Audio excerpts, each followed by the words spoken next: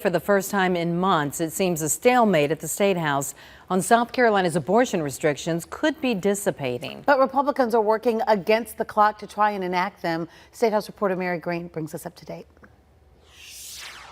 Earlier this year, the House of Representatives passed an abortion ban from conception, and the Senate passed a 6-week ban. Last month, the ban from conception failed in the Senate, where it lacked enough support to pass it. On Tuesday, a House subcommittee took up the 6-week ban for the first time this year.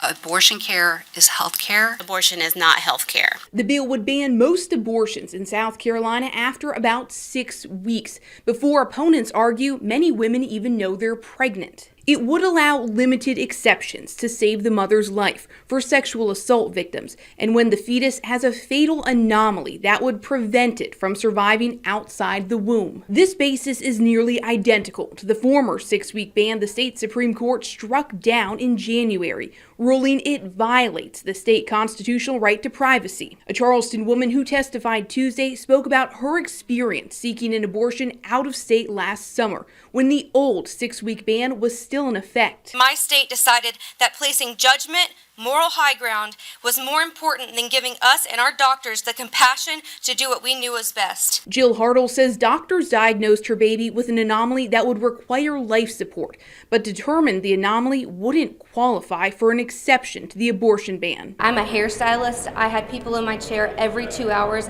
asking me if I was excited and telling me how cute my belly was, knowing that my child was not going to survive.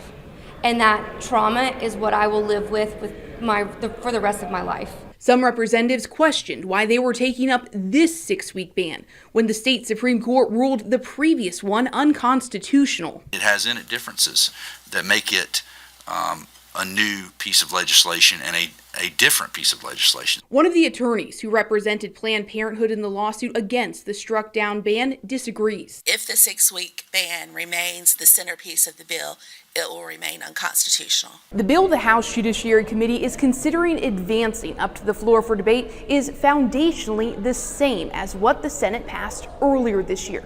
But House members have made some extensive changes, so it remains to be seen if senators will be amenable to those or if they'll tie up negotiations even further. Reporting from the State House, I'm Mary Green.